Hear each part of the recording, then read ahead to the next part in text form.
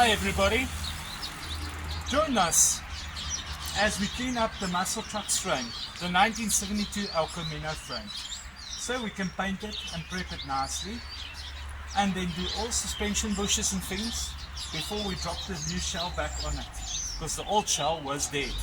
If you look down there, you'll see the old shell standing next to another shell.